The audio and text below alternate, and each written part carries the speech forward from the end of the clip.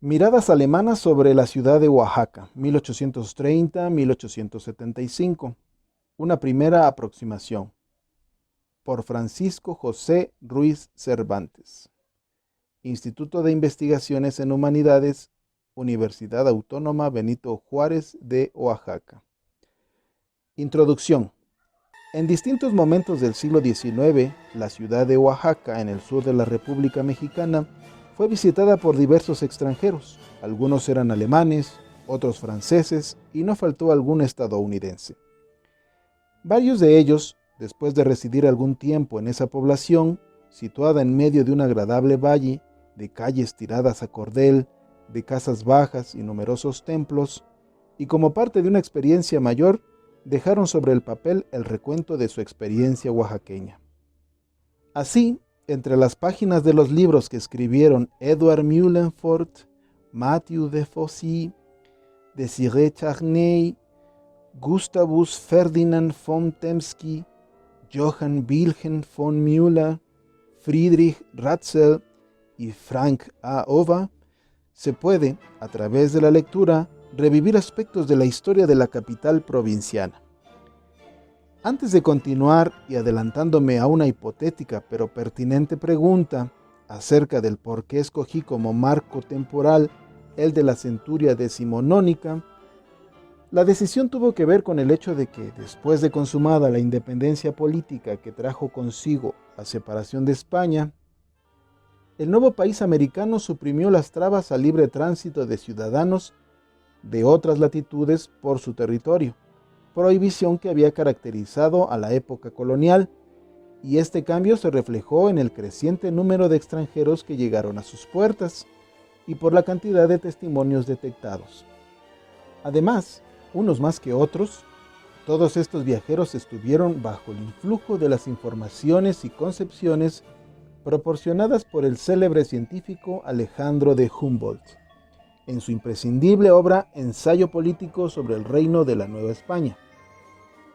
Como bien afirma Juan A. Ortega y Medina, todo visitante llegado a México en la primera mitad del siglo XIX no solamente traía muy bien leída la obra, sino que además se sentía obligado a emularla o a saquearla. Así que con el ensayo literalmente bajo el brazo, muchos de estos recién llegados se dispersaron por la nueva nación, y en las siguientes páginas me detendré en los testimonios que nos dejaron 4 viajeros alemanes llegados a la ciudad de Oaxaca a lo largo del siglo XIX, en los que se perciben los atributos arriba señalados. Aclaro que no pretendo, por otra parte, ser exhaustivo, ni postulo que los aquí mencionados fueron los únicos viajeros que dejaron constancia escrita de su paso, pero la singularidad de estos paisanos de Humboldt fue la clara influencia que su obra tuvo en ellos. La época colonial. La actual ciudad de Oaxaca fue fundada como Antequera del Valle de Oaxaca unos años después de la conquista y destrucción de México Tenochtitlan. Sus primeros pobladores fueron soldados españoles que se asentaron en contra de la voluntad de su antiguo jefe, el capitán Hernán Cortés, futuro marqués del Valle de Oaxaca, y que estos colonos, contra viento y marea, sostuvieron su deseo de facer ciudad e morir en ella.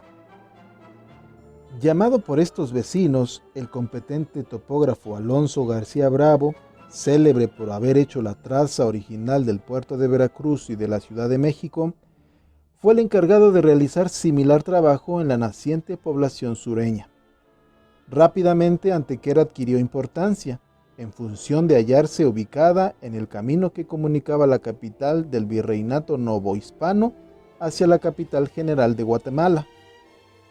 Rápidamente Antequera adquirió importancia, en función de hallarse ubicada en el camino que comunicaba la capital del virreinato novohispano hacia la capitanía general de Guatemala. En 1532, el rey Carlos V le otorgó la categoría de ciudad, y con ello la consolidó como el asentamiento español más importante entre la ciudad de Puebla y la lejana diócesis de Chiapa. Así que cuando hacia la primera mitad del siglo XVII el fraile dominico inglés Tomás de Santa María, Thomas Gage, la visitó, Ya era una localidad de singular relevancia y como tal dejó constancia en su nuevo reconocimiento de las Indias Occidentales. Esa importancia aumentó, en particular durante el siglo XVIII, al vincularse el crecimiento urbano con el auge de la producción de la grana cochinilla en la Intendencia de Oaxaca. Dado que el tinte natural llegó a ser el segundo producto de exportación colonial después de la plata en la Nueva España. De esa época existe el testimonio del fraile capuchino Francisco de Ajofrín y del naturalista francés Thierry de Mononville, quien clandestinamente llegó en pos del secreto del tinte para extender su cultivo en posesiones galas del Caribe. Al iniciarse la Guerra de Independencia, el cabildo de la ciudad declaró su adhesión a la corona española y sus autoridades religiosas incitaron a la población para formar batallones que combatieran a las huestes insurgentes. A finales de 1812, el cura José María Morelos, al frente de sus fuerzas, ocupó a sangre y fuego la ciudad y estableció una administración que gobernó cerca de un año. Al cabo de ese tiempo, la ciudad volvió a control realista y ya sin contratiempos revolucionarios vio cómo en el centro de México se consumaba la independencia mediante un convenio entre las partes otrora en pugna. Como sucedió en otras ciudades novohispanas, una representación local del llamado Ejército de las Tres Garantías ocupó Oaxaca. El siglo XIX. Al iniciarse la época independiente, el nombre de Oaxaca sustituyó definitivamente al colonial de Antequera e incluso se diseñó un escudo diferente al otorgado por la corona española. Con un poco de más de 15,000 habitantes, Oaxaca, la capital del nuevo estado del mismo nombre, se percató que una década de guerra civil había acabado con la bonanza económica producida por la grana. Sin embargo, la perspectiva de inversiones mineras financiadas por capital inglés atemperaron la incertidumbre y, atraídos por la esperanza de nuevos negocios, llegaron algunos ciudadanos extranjeros contratados por la denominada Compañía Mexicana, entre ellos un alemán de nombre Eduard Mühlenfort. El viajero, arquitecto egresado de la Universidad de Göttingen, residió varios años en la ciudad. Incluso se afirma, aunque sin base documental, que llegó a ocupar un cargo directivo vinculado con la construcción de caminos en la entidad sureña. Mühlenfort realizó un levantamiento gráfico de las ruinas de Mitla que donó a la biblioteca del naciente Instituto de Ciencias de Oaxaca y fue autor de la visión inicial de la ciudad de Oaxaca durante la Primera República. Como ha señalado Víctor Jiménez, la importancia del testimonio de Mühlenfort radica en que no fue escrito en cuestión de días, sino que fue resultado de la experiencia de trabajo de varios años del autor en Oaxaca, y que a través de la lectura de sus recuerdos se expresa una sólida formación académica. El trabajo resultante se publicó en 2 volúmenes en Hannover, en 1844. En el segundo se localizan monografías de los estados de la República Mexicana y entre ellas se encuentra la relativa a Oaxaca. El autor escribirá Oaxaca, con J, que por cierto fue de las más extensas.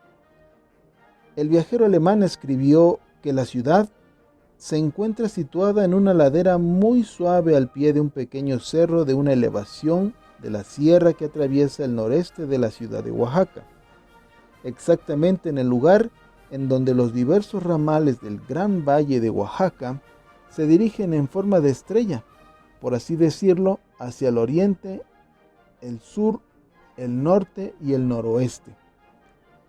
Situada en un valle fértil, la ciudad de Oaxaca estaba rodeada de preciosos jardines, en donde destacan magníficos árboles frutales, pudiéndose apreciar palmas de coco, huertos y flores. Las rosas de Bengala alcanzan en estos jardines una altura de 5 pies y cuando se regaba el plátano se daba muy bien, agregaba. Otro atributo que ponderó ampliamente Mühlenfort fue el clima. al señalar que apenas si existe un lugar donde el clima sea más hermoso que en el valle de Oaxaca, ya que todo el año se gozaba de un cielo puro y claro. Para su gusto, el mejor era el que se percibía en las noches claras cuando brillaba la luna. Otro aspecto que elogió fue el trazado de la ciudad, al considerar que casi todas las calles se hallan muy bien adoquinadas, son anchas, aireadas, derechas y se cruzan formando ángulos rectos. A sus lados hay bonitas casas de piedra, la mayoría de ellas de 2 pisos. Bellas plazas adornan la ciudad, siendo las más grandes la Plaza Mayor y la Plaza del Mercado propiamente dicha. Ambas se encuentran separadas tan solo por el Palacio de Gobierno, cuya bella fachada central decora el lado sur de la Plaza Mayor.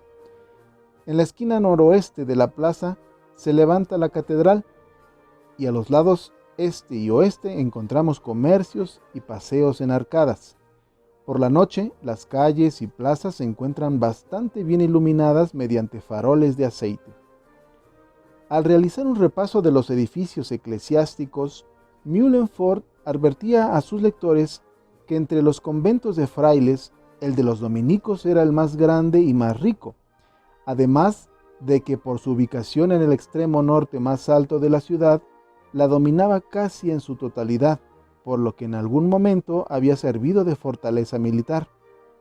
Esta percepción se mantendría vigente en las siguientes décadas, aunque él ya no estuviera para comprobarlo.